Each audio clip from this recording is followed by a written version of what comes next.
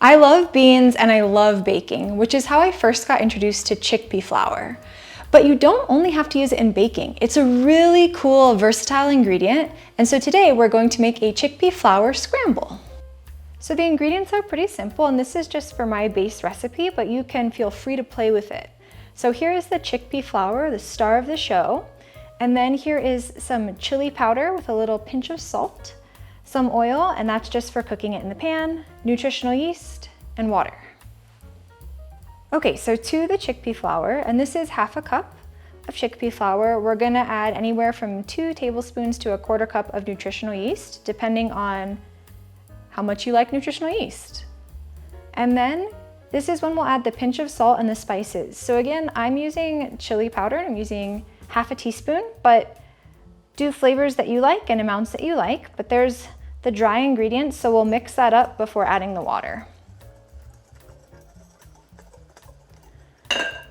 Okay, and so now to a half cup of chickpea flour, we're gonna add 2/3 a cup of water, which hopefully I won't pour everywhere when I do this.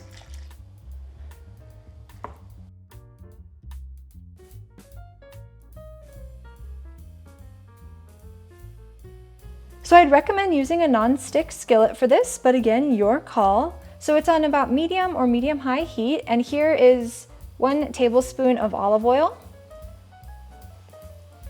So coat the pan, and then go ahead and pour in your chickpea flour batter. We'll just pretend that I let this sit for 15 minutes at least. So what you're gonna let this do is basically let it cook until it looks sort of dried out. And at that point, you're gonna sort of slice it down the middle into cubes with your spatula and flip it over like you would eggs. And so you can kind of check around the edges to see how it's cooking. You can see that it is cooking, but want it to be a little bit firmer before I try to cut it. You can see that the batter has firmly cooked on the other side now. And so what we can do is we can kind of use our spatula to slice down the middle, cut it into a few pieces, which never goes quite as well as I imagine it will in my head. I'm gonna do this, and then you're basically gonna flip those pieces, which I might not show you on the video because it's gonna be a huge mess. Right? Yep, oh yeah, huge mess. Really awkward angle with the camera. Okay, so we'll spare you some of my pathetic attempts at flipping this and trying to work around where the camera is positioned. So you can see basically it has been mostly flipped in a somewhat ugly, lovely, whatever you want to call it, fashion.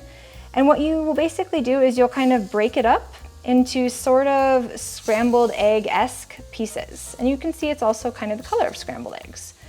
So you can keep cooking it so that it gets some nice texture and color. So you can see there's nice browning there, so that'll be a little bit crispy where it's still kind of creamy in the middle. And so you'll keep cooking this until you can tell that it's fully cooked through, but then you can also go a bit longer if you want some nice texture. And feel free to also sprinkle on herbs or something like that if you are so inclined. So just keep flipping them occasionally so it doesn't get burned on one side and gets evenly cooked. Okay, our chickpea flour scramble is all done, and I hope you give this a try for breakfast, or maybe if you're having one of those fun breakfast for dinner nights. But this is absolutely the base recipe. You can change it up to suit your taste, so add different spices, or add more spices, or add some fun vegetables to it. So maybe some artichoke hearts, or sauteed peppers, sauteed onions, herbs, shallots. Play around with it, have fun, and enjoy.